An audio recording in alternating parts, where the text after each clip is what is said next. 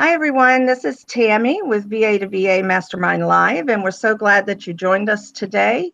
And we're very excited. We have a super special guest with us and looking forward to hearing what she has to say about relational marketing. Oh, I'm getting feedback. Hold on just a moment.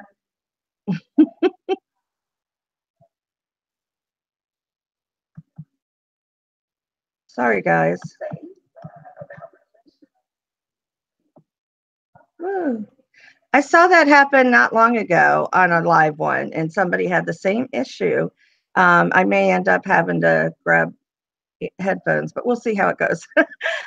Anyway, so I'm so sorry about that. But we're so excited to bring you our special guest today, and Lisa will be joining us shortly. I'm Tammy Durden with Tammy's Office Solutions, as well as Fearless Boss Babes Coaching. And we do a little bit of everything. We're out of Richmond and serve throughout the US and Canada. So, and I have my partner in crime, Nanette Telemac, and Lisa Kolb. And Nanette, introduce yourself, please. Hi, I'm Nanette Telemac with In Essence Virtual Assistants out of Newbury, New Hampshire. And I've been in business since 2013. And I'm a generalist VA, so I handle just a wide variety of administrative, marketing, email campaigns, administrative, as well as multimedia services to my customers.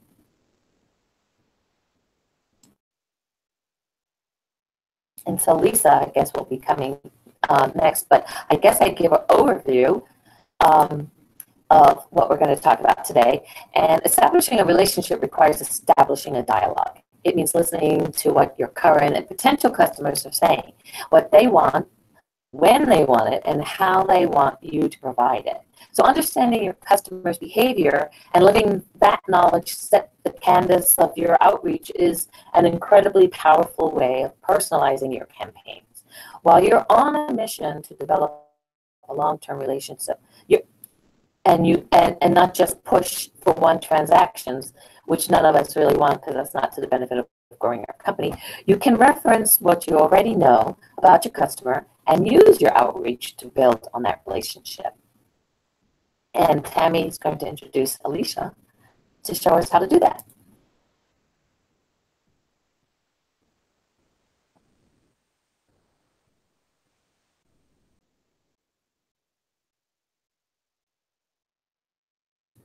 Did we lose Tammy?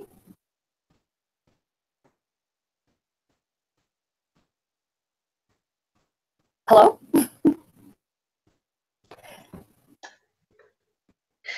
I'm here. I can hear you. Oh, good. Because I thought, uh-oh. So I guess I can.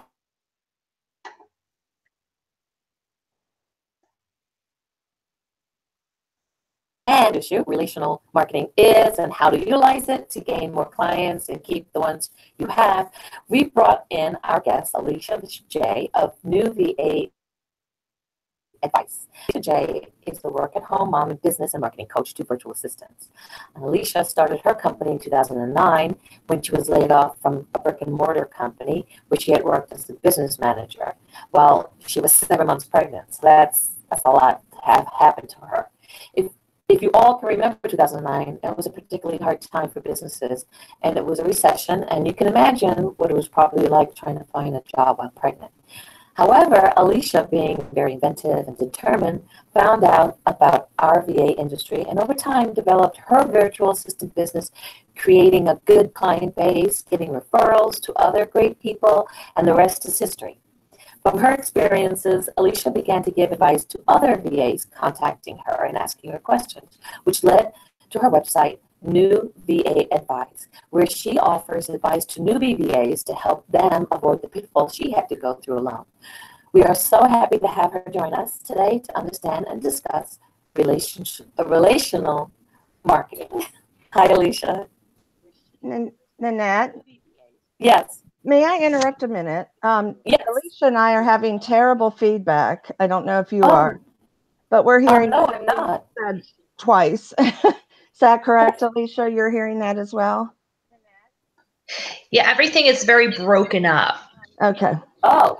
I tell you what, we're going to just restart the live video, okay? Okay. So everybody go out. We'll restart. I'm really sorry to the audience, but I'd rather that and be able to hear us. Okay? No problem. All right. So we're going to go out and restart, guys. Sorry. All right. We'll be back with you in a minute.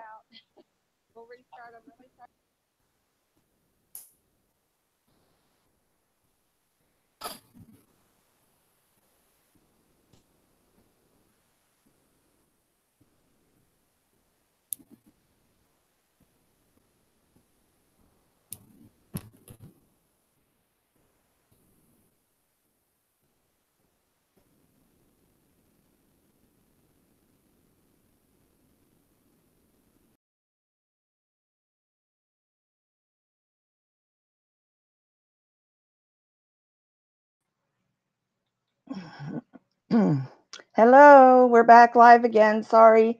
Hopefully, now see, I haven't started hearing any feedback yet. So the others will join me in just a moment. I truly apologize to our audience, or if you're watching this again as a rewind, but stick with us. We have a lot of exciting discussions ahead. So please stick with us and we will get going. I don't know if you heard much of the introduction or not. So while they're trying to get on again and we're rebooting this, let me just talk a little bit about our guest so you actually hear what she's about. So Alicia, excuse me, I'm so sorry. To understand the concept in detail of relational marketing is how and how to utilize it and gain more clients and keep the ones you have. We brought in our guest, Alicia J. of New VA Advice. And Annette, thank you. Can you hear me okay without feedback? Yeah, I've never had feedback, but do you? Okay. Are you okay? No, I'm okay now. So hopefully when the others join us, we'll be okay. Sorry. Okay, great. So I thought I'd reintroduce because everything was so jumbled. Yeah. So Alicia J. of New VA Advice. She is a work-at-home mom and business and marketing coach to virtual assistants. Alicia started her company in 2009 when she was laid off from a brick-and-mortar company where she worked as a business manager while she was 7 months pregnant. If you all can remember, 2009 was a particularly hard time for businesses as it was recession, and you can imagine what it was probably like trying to find a job while pregnant. Alicia, we're reintroducing you so our audience can actually hear how fabulous you are. So bear with us. You're not getting feedback now, are you? I am not. Awesome. Okay. So, however, Alicia, being very inventive and determined, found out about our VA industry and over time developed her virtual assistant business, creating a good client base, getting referrals to other great people, and the rest is history.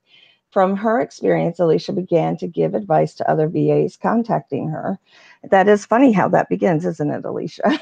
Mm-hmm. Which led her to her new website, New VA Advice, which you started that, was it 2 years ago now, maybe? Has it been that long? 2012, 2013. Oh, it's been that long ago, the New VA Advice. Okay, see, I had no idea. That's wonderful. Anyway, on New VA Advice, she offers advice to newbie VAs. She has a lot of freebies, by the way, guys, and to help them avoid the pitfalls she had to go through alone. And we're so happy to have her joining us today to understand and discuss relational marketing. Hi, Alicia. I'm so sorry about that to you and our audience. It was very odd having all that feedback. And Lisa has now joined us as well. So, Alicia, please tell us a little bit more and a little bit about relational marketing. Sure. Well, first of all, thank you for having me.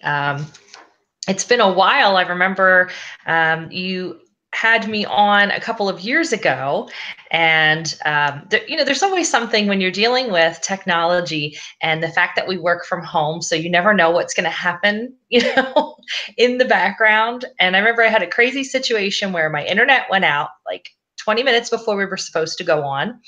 I had to go to my neighbor's house because they had a different service provider at the time. I had to pack up my son, who was like 3 or 4. He was still home with me full time. And they had cats at their house who decided to rip the blinds apart in the background during the whole live. So I remember that. It was very exciting. We had entertainment along with education. Yes, it's never a dull moment when you work from home, right? So Because true. We always joke that we're going to get all of our outtakes, even though they were live, just take them all together, make one tape. that would be a great idea. It would. But I appreciate you having me on today to talk about this marketing concept. And I think when I started out, I didn't realize that there was a name for it. It's just what I did. I was able to figure out how to transfer what I knew of marketing from the offline world in a very different world than I was before this one, and make that work online. And a lot of times that making that shift for people is very difficult. And I think a lot of it starts with the mindset of that.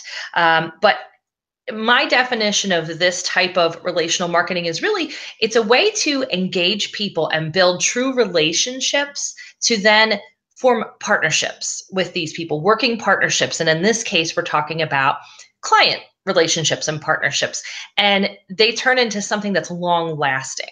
It's not just like you mentioned in the beginning, like a one and done and move on to just get the numbers or make the sales. It's about really understanding what value you have to provide to someone, and finding that person who you understand their needs and you can meet those needs, but you also connect on other levels as well. And then you establish a really great relationship, and it becomes a working relationship, and it sticks, and they stay.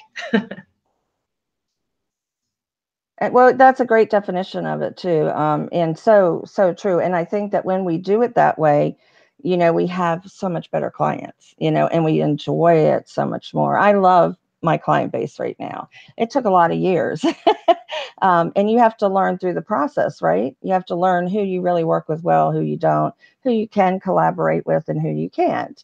And so, it's interesting because I find when I first started in the VA industry, I thought it would be very competitive, and, wasn't sure about joining VA groups and all of this. And what I really found was is very collaborative, and we share because we all appeal to different types of people. And so it's a perfect way to market now. So Nanette and Lisa, did you have some questions that you wanted to discuss with Alicia? I'll go first, I guess.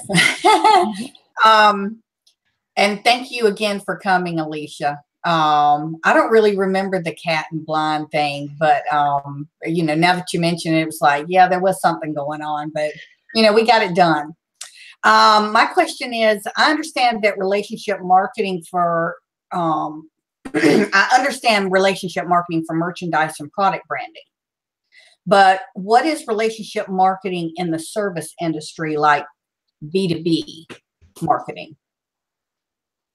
So yes, this is where I talk about, the differences in that mindset shifts and how to make it work for you with a different market dynamic here. And what I knew of marketing before was coming from a brick and mortar business, and we provided products. It was printing products. So it's very different. But what I learned is there are things you can translate in for the services industry. It's really about finding and connecting with a target market, both on a personal level, and then showing them that you specifically can help them with their needs. So it's not general marketing. It's very specific. You're wanting to build that know, like, and trust factor, especially online, because we don't have that face-to-face like we would when someone walks into your storefront anymore, right? It's different this way. So you need to build that up ahead of time.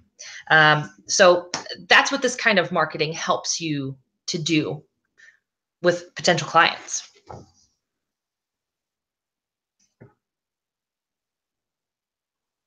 Absolutely. I think that's great. Sorry, I know. I just thought I'd fill in. We forget we're on mute. We try to be polite and be on mute. So there's background things. Right. Nanette, do you have a question? Well, I guess it seems by your definition that this type of marketing is really important in our industry. So it's kind of get into detail about the importance of it in our field? Sure. So like I was mentioning, a lot of times we are not meeting in person. We don't have that storefront situation. And sure, we certainly, depending on our client base and if we're working with people locally, we may have opportunities to meet, network in person. But oftentimes, because of the nature of our industry, we are virtual. So that means we are online, right? We are not in front of that person all the time. So when we're not meeting them face to face, you still need to figure out a strategy and a way to build that trust and make connections with that client, make them see that you can solve a need for them and keep them happy so that they stick around. I can give you an example of what I mean of more specifically. So let's say you are searching for clients online, and we can talk later about, I'm sure, kind of the strategy that I use or suggest. But let's say you offer social media services and you've been searching, and maybe you found someone on a job board or somewhere who said they're looking for social media help. Anyone could respond to that person and just say, I can do that work. Here's my contact information. Instead, think about how else you can approach that message or email or RFP, depending on what they want. So number one, you can put a little bit of your personality into it. I think that that's okay without being completely unprofessional. You can do that, but talk specifically about the struggle that they're having. So instead of just help with social media in general, find out a little bit more specific. Maybe it's that they want to get more people into a Facebook group that they have, because that's a big way for them to sell a product or service that they offer. So talk about that specifically, how you understand that need and you've helped other people, and even give them an example, if you have it, of how you've helped someone else with that specific need. That's a way to use it to your advantage. Yeah, I hear you, because now you're acting like you care about their issues. You're trying to delve down into their pain points, and that's showing that you care, that you really are thinking, and you're not just trying to get a business. So that's what it sounds like. The importance of doing that in our field. Because we're in competition with people overseas, and Upwork, and it has to do with just getting a job done, and like a task monkey. And basically we're more than that. That's my new term of the day. But we're more than that. We're actually thinking about their business as if it was our own, and that's how I interpret what you're saying. Absolutely. I think it's great too, because more and more we've seen, as Nanette and I discussed last month, about social networking. The social media landscape has changed so much this year. And we've seen over the last several months how everybody wants to be more personal with one another. It's just not about give me your business card or give me your credentials, look at my website. No, it's not that anymore. They really want to see personal. And I've noticed too, even with my email marketing, I was in the hospital, very severe situation a few months back. And when I came back and did my first email, I put, let me see, I just got home from the hospital and thought of you. And because I had some information I really wanted to relay to solopreneurs about what do they do when they're ill, if they're the only ones, and talk about that. And I received so many responses, more than any ever. And because it was personal, and when it's personal too, I think we put a little more passion into it, and I think that the prospective client sees that and sees our passion for what they're doing, for providing that service for them and helping them. It's not, like we're talking, it's not just about business. It's more than that, and becoming those friends, And so what are some ways that you identify people, Alicia, when you're online or in networking? How do you identify your market? Like, what do you look for? And what should BAs look for in their prospective markets? So that's a good question. And I think you really need to be solid on what your services are. Like I said before, what value you bring with your particular services.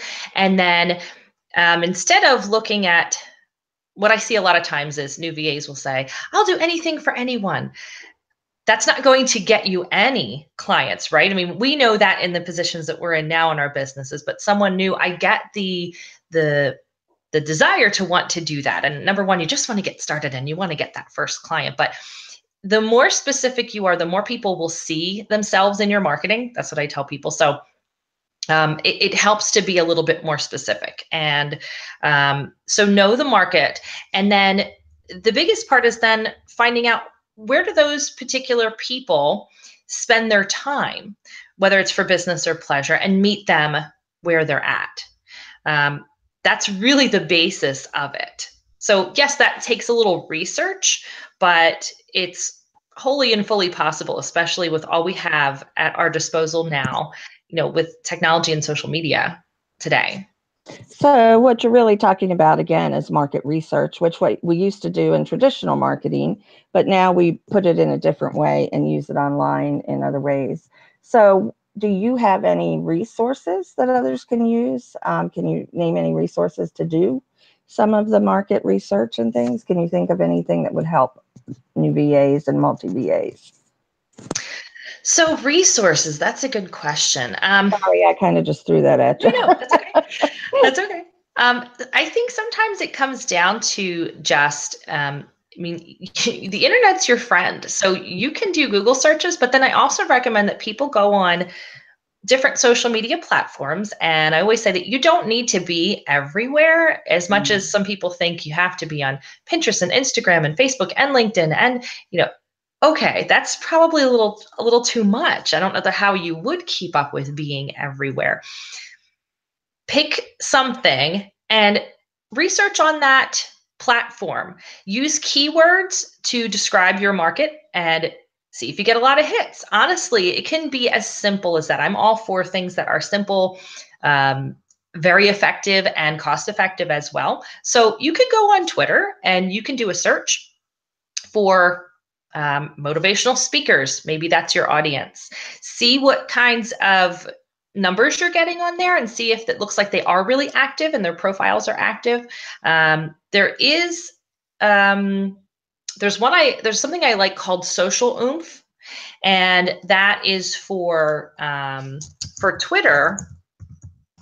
I'm writing it in the chat. I don't know who can see the chat, but so you can go in and set keywords. I would suggest to do that. And that one is Twitter specific, but you can do that with Google Alerts as well.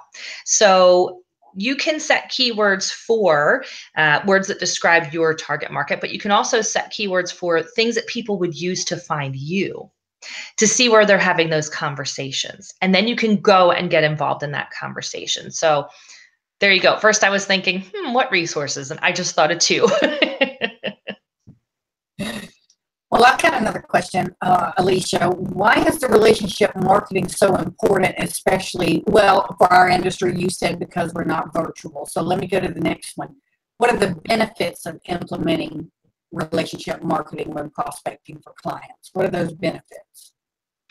So one benefit is it's certainly a cost-effective way to market, right? I know that there are a lot of different marketing methods out there, but it's a cost-effective way to do it because, like I said, we have all of these free online tools at our disposal that now you are making a time investment. I always tell people you have to invest something in your business, whether it's money or time, and oftentimes both, but you have to make those decisions. So it's a cost-effective way, but it's also, people will remember you. And that's a huge point. As we were talking, it's not a nameless, faceless thing. They're going to remember you. And it's also a way for you to actively seek out clients. So we all know, yeah, sure, you can get your website up and you can make some social media profiles, but people are not just going to stumble upon it and you get 5 clients that way, right? It's a way to actively seek people out in order to build solid client relationships. I do that a lot myself. Like one of my targets is real estate, realtors. I offer real estate support. I'm a former realtor. I get them. So I will go into some of the realtor groups, and I'm not in there all day or even every day, but I will scroll through every couple of days and look for conversations or questions that they may be asking the group about different subjects. And I'll jump in and give a piece of value, my input, or whatever. every once in a while, somebody will ask about a virtual assistant or a, you know, good virtual assistant company or something like that. And I'll just, you know, put it out there. But I normally will just add to the conversation, add a piece of advice or something like that, add that value. And then I'm connecting in there to where my name is a normal something in the conversations. I'm not just popping in at random times or whatever. People see me on a regular basis, and then that may start something. That brings up a great point too, because I know with new VAs, they want to get in and sell, sell, sell. And often that just turns people away. So you can't just go in and say, hey, I'm a VA and I offer these great services. Don't you want to use it? You know, you have to be very careful and strategic, you know, in this marketing. It's not just throwing it out there or throwing a post out there. It really is. Speak to us about that, Alicia, and some of the best ways to approach groups that you are target marketing. So you are absolutely right, and I see those kinds of things all the time. I'm sure that we all do. We also see them other places. For example, someone reaches out to make a connection with me on LinkedIn, and the first thing they do after that is send me a message and tell me what they have for sale, right? Here's what I can do for you. You should work with me. As soon as we made that connection request, that's what they did. I get messages in my inbox sometimes like that. We'd make a good partnership because, but I don't know Mary Smith, who just wrote to me. I've never seen her name before in my life. So I liken it to dating and marriage, or at least in the US. I know customs are different in different countries, but you know, if you went on a date with someone for the very first time and they sat across the table from you and told you that they wanted to marry you and have 5 children with you and live in this house, and you'd probably run out of that restaurant, right? So it is the same thing when we're marketing this way and trying to build relationships online. I know that people are eager and you want to get that business started and you want to get the first client and show someone that you can do this. You have to take time to court someone, right? And build that relationship. So follow them around a bit online. And it's not stalking. I tell people, you know, if you do it in the right way, it's not. If you feel that they would be a good potential client for you, first of all, see if they have a blog. Subscribe to it. Share it. Make sure you're tagging them so they know you're sharing it. Get involved in the groups that they're in, just like Lisa was saying. So contribute to the conversation instead of making a sell, sell, sell post. Offer value. When people see that, they see, number one, you are real. Number two, you are sticking around. You're not fly by night. And number three, you're offering value. They will want to check you out and click through some links and find out more about you and what you do. I just wanted to interject real quickly. I had to laugh at your example. Now, this was after my husband and I were dating a little while, but I told him I wanted 16 children. So it's a wonder he didn't run at that point. So anyway, but Nanette, I think you had a question, right?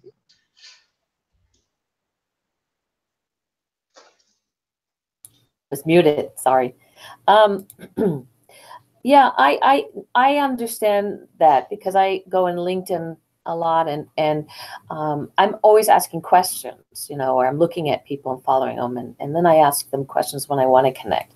I kind of introduce myself and say, you know, ask them a series of questions, and if they found themselves in a certain situation, and if so, you know, maybe we can network. Not that I'm selling anything, but I kind of try to find that bridge of pain points that they may be experiencing, and if so, they may want to be interested in seeing, you know, what I do, and so it's an invitation more than you know, connect with me, and that's been very successful for me. So I'm able to see what they do, and then I make sure that I'm always there to say hello or happy birthday or great anniversary or something of that nature, so that they know that, you know, I'm paying attention. So I think that's a great strategy. Do you have any other strategies that people can implement, you know, little practical things that they can do and get started now? Yeah, so I kind of have a process, this strategy that I use. And like I said, the first part is really knowing the services that you provide and the value there, and then knowing the market that you're going after so you know where to find these people. But then I've made an acronym that doesn't mean anything, and I wanted it to spell something, like an actual word, but I couldn't figure out how to make it spell a word. So I just went with what I've been using and what worked for me. But RISR is what I came up with. So, like I said, I would love to have come up with something more clever that spelled something, but it doesn't. But R is for research. So we kind of talked about this a bit. You need to research where they're hanging out online, but also do some research to identify their problem so that you can be more specific about it.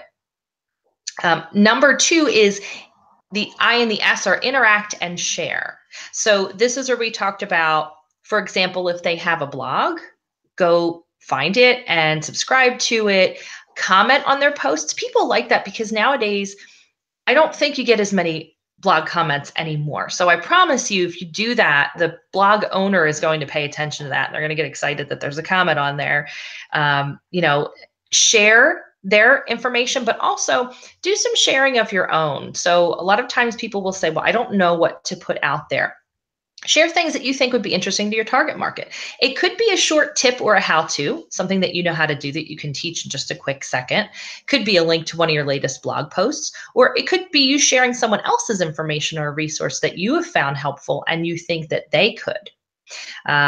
The interact and share also includes getting involved in the groups like we were talking about. So you find where they are. It might be on LinkedIn, it might be in Facebook, and you're in there answering questions. You don't need to spend all of your day doing this, but if you looked at, blocking out your time and you have marketing time, use some of that time to just go in. You might have a list of groups that you're in. So if you keep yourself organized, it'll help you to not spend, hours on social media because it can suck us all in. So, just go through those groups and see what's new in there, what people are saying, and if you can contribute to the conversation or answer a question. And then the last letter R is for reach out. It is okay if you've done this process correctly to actually reach out, like Nanette was just talking about, that you can send them a message, but it's not a completely what I would consider cold call if you've been showing up in their social circles or their professional circles at this point. So they've seen you, they've already thanked you maybe for sharing one of their latest blog posts. They've already seen you in their group that they're in answering questions. So at this point, for you to reach out, I think is completely okay and definitely acceptable. And it's not you pushing a sale, but you're reaching out to introduce yourself, and maybe you make a personal connection here. Maybe you love the same sports team and you figured that out while you were in their groups or checking their profile. You can mention that. And then just extend that invitation to maybe further the conversation, whether it's in an email or a call, get on the phone together. Honestly, that's all it takes. And sometimes when I teach this method, people think, but it sounds too simple. Well, it is simple, but if you do it and you follow those steps, it does work, and it's not as scary as it sounds, because you have kind of laid that foundation to build that relationship with the person before you've gotten to that reach out step. And it works. It really does. I've gotten clients that way. I know other VAs have. My coaching clients have gotten clients that way. So that's the strategy that I suggest that anyone could really start and implement today. Well, you could call it riser. It's just without the E. Fiverr and others do it, right? Well, Fiverr does have, There you go. But anyway, yeah, you could call it riser. The riser star. I like I'm sure that. you'll be ingenious. It's a good point, though. I mean, and it really does seem simple, but it can be time consuming, like you said. So you don't want to be doing it with everybody out there. You want to pick and choose and do your research, as you said. And also, it's interesting because I think when we start doing that, you do have to be strategic in it. You have certain clients that you're going to resonate with that, that Nanette and Lisa won't, and they will that I won't resonate with. So, just be, like you said, present. And I think people are more interested in being genuine and real and authentic today, adding that value, as you said. And when they see that and that you're consistent, I think that's another hard part that especially new ones have trouble with, because they want to be like all over, like you said, and being consistent and showing up, you know, in that group all the time and answering questions when you can and things of that nature really do make a big difference, you know, and build that relationship with them so that when you do eventually contact them outside the group, they're going to recognize your name for one thing and understand that you did offer them value, right?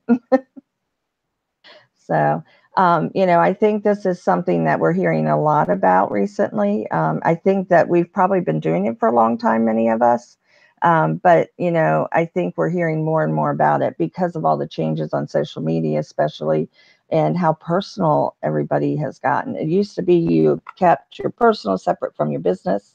And nowadays people want to see, you know, how you interact with others, how you live, how you know, not everything, don't share everything, but, you know, be a little bit more personal anyway. So what are some good ways to be personal and not too personal, Alicia?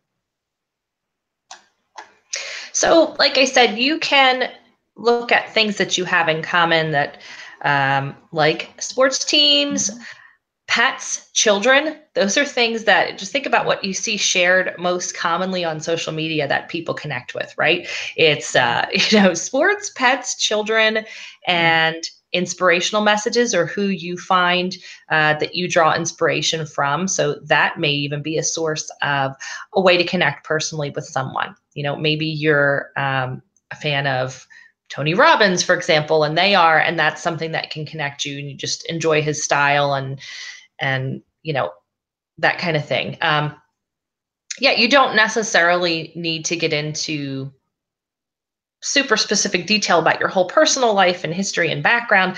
I also think it depends on the services that you're providing and what you're doing too in the market, because you may have a more professional market, more business related market. So you're not going to get into all of the deep down details, but some of those surface things are good.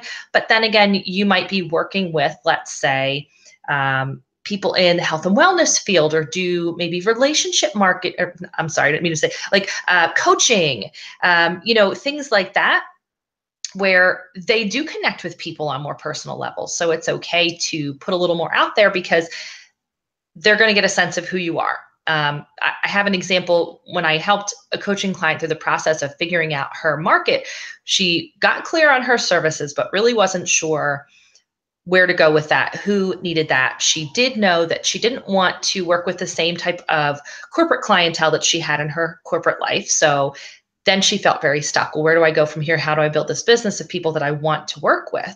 And I suggested thinking about her hobbies. And when we started talking about that, she was very into health and wellness and therapies and essential oils. And she started telling me all about them. And I stopped her at one point and I said, do you realize that there are people who provide these services and products for a living, and the services you want to provide as a VA are a great match for this audience? And it was just a light bulb moment for her. And so then the rest was easier to put together. The puzzle pieces started falling into place as to how she could use a relational marketing strategy to find these people and relate to them. And she used the same languaging that they did. She already hung out in some of the same places online. She just never thought of it from a business standpoint, you know, from her marketing. So that was a way for her to relate in a personal way to the market that she wanted to work with. So I had a question. What is the difference between, you know, we all hear about CRMs, customer relationship management. So what's the difference between that and relational marketing? So I feel like relational marketing is a piece of that, like kind of a component of that whole process. And to me, the rest of it, CRM, is you start with this relationship and then you keep that going. So once they're a client, you want to anticipate needs. You want to make sure that you are still connecting with them on a regular basis, that you're understanding their business, their goals, where they want to go, and how you could fit in with helping with those goals, checking in with them to make sure if you haven't had that conversation that you're providing what they want, what they need, that it's still working for them. And if there's anything else you can do in addition to it. And like I said, also anticipating. People love to work with someone who can anticipate, who can really see their vision for where they want that business to go and can anticipate how to help them. So I feel like that relational marketing piece is just a component of that whole customer relationship management concept. That's a great point, because I think it's really important once you have a client to continue to still nurture that relationship. That's huge if you want them to be a long-term client. And in fact, I think part of it is something I recently did in sending out like a poll or a questionnaire to your current clients, asking them, what's working, what's not, and especially for a team, that's really important, because I always connect with my clients. I'm kind of the mouthpiece and the project manager, but they still also connect with my team members. And I want to be sure that everything's working properly, as well as we are still, working properly in general. And so I think it's important that, I have a meeting, a strategic meeting every month with each one of my clients. And so I think it's important that they still interact with me, talk with me, because after all, I'm the one they connected with to start the services. And but I think like the CRM and all of that can go to the email marketing that we're doing, and still keeping in touch with everybody, even those who we're building relationships with, if they've opted into some of our email marketing and things of that nature. So I think that's really important. And I love what you said about goals. Because if we don't ask our clients, how do we know? How do we know what their goals are? And if we're going to anticipate their need, which I love to do for clients, then you can't really do that if it doesn't match their goal. It doesn't make sense.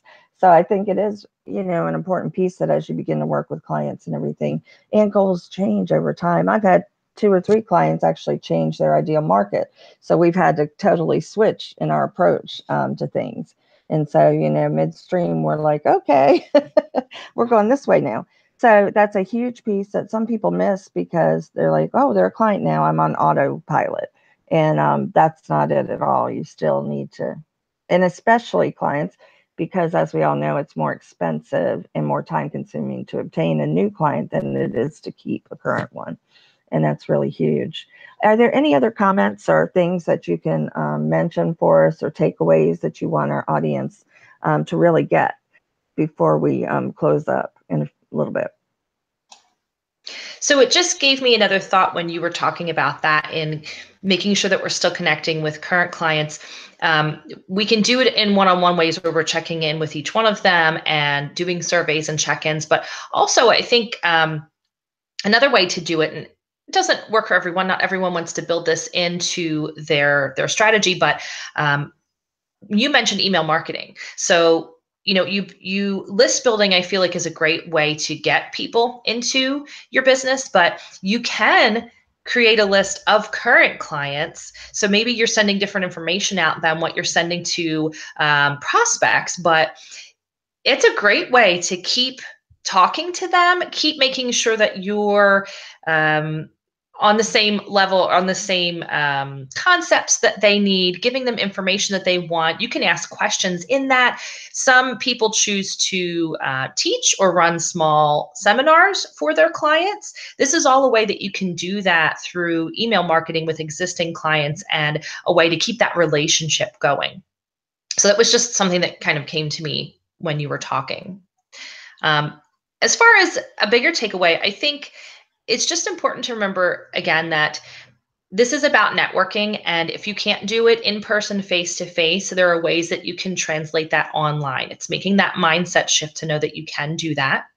Be specific about the value that you bring and the market you want to connect with, that make that connection with them.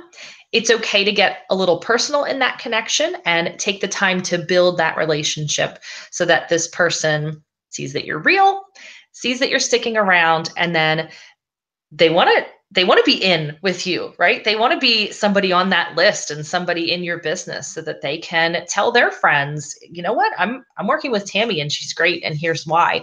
And that's always a great way for all of us to get clients, whether you're solo VA or multi VA. If when those referrals start happening from other happy clients, that makes life easier for everyone all the way around. And it also gives you more of the ideal clients that you want to work with, that you can match them up with the team members that you have. So I think that's my takeaway.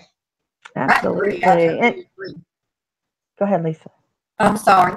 I wanted to throw in this question, Alicia. Now, how do you see relationship marketing be particularly important with a multi-VA company? Sorry, I was still muted.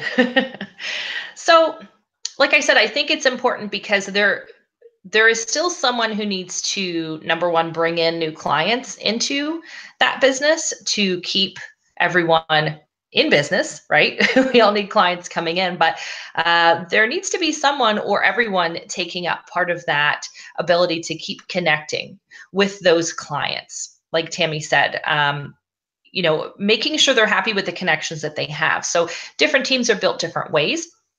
You may have one person who wants to kind of oversee things and check in with everyone, or you may have a situation where that client just wants to deal with the one team member that they're with. So I think you have to find that comfort level that's going to work for how you want to set up your team, but also the way the client likes to work. So make sure that you're still keeping them happy in the way that they need to. And you can use this strategy to do that. Like I said, whether it's, a main owner that checks in with everyone to see how it's going, or if it's each individual team member, just knowing what it takes to make that relationship work with that particular client. I would sorry. Go ahead. No, I would take it one step further and say that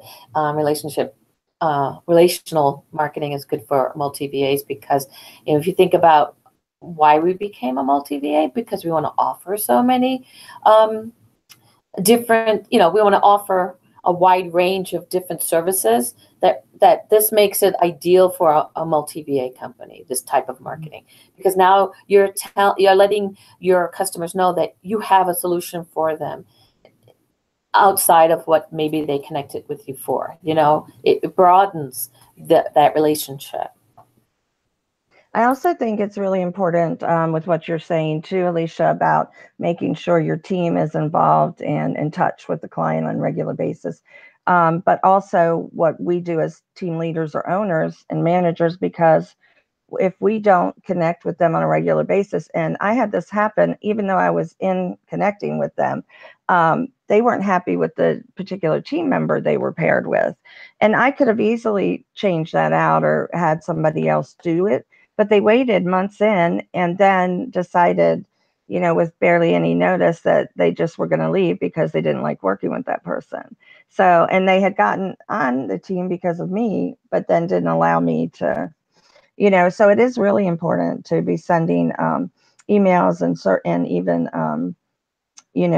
polls or questionnaires that are anonymous even, so that if they do have something they feel they just are afraid to, because you do have a relationship with them, they might not be so willing to offer up that one thing that maybe they're not particularly happy with, or that you could change very easily for them. So yeah, I think all of that is very important. So and for multi VAs or any team owner, that is really an important aspect of it. So we really appreciate all that you've shared with us today, Alicia. We're gonna I think we're gonna get into, just real quick before we close up, want to share a couple of very exciting things that are happening with VA to VA this summer, spring and summer, I guess. But we'll be speaking at two major events coming up in May, and we're very excited. We'll be speaking at the Online International Virtual Assistant Conference, as well as the International Virtual Assistant Association Conference online. And we're very excited about these. Both take place in May, and we're very busy preparing for you. And expect to have a great time with that group. I know, Alicia, are you also participating in both of those, or the Online International Virtual Assistant Conference? Yes, I know. So many letters, right? Now, yes. I will be there with you at the first Wonderful. one. Mm-hmm. Wonderful. We're excited about that. And what will you be discussing at that one? For that one, I am talking about the importance of list building and email marketing and how you can integrate that into your business. Perfect. Perfect. Oh, that's great. So we look forward to hearing that from you. And the other really exciting thing we've been talking about it for a long time, guys. It's actually happening. This June, we are releasing our course and helping you to build your teams from solopreneur to multi-team and hoping to help you with that. And another exciting part of that is we will be doing some giveaways at these conferences and giving away some seats to that first session that we'll have in mid-June. So it'll be a 6-week course, and we're excited to bring it to you. We have lots of information, tools, and resources even. So we're very excited about it. And I can't believe it's finally here. It seemed like we talked about it for so long, but we're just very excited. So it's all in one. We're going to need a vacation, ladies, after this. I say let's all head to the beach. But anything else that anybody wanted to share? We do have a few extra minutes. Believe it or not, that's unusual. So if anybody wants to share. I just want to thank you again, Alicia, for joining us today. You are always a wealth of information. And thank you for allowing us to share our monthly live masterminds on your group page. You know, the collaboration amongst us as virtual professionals is, I think, unmatched, really.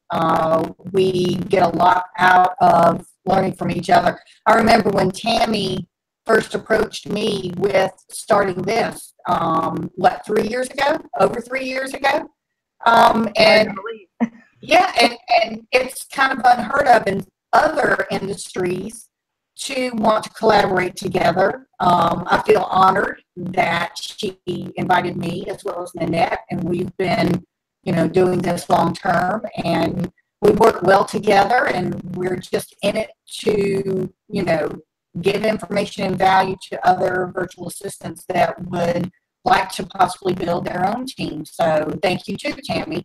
And you know, I just love the camaraderie that we have in this industry.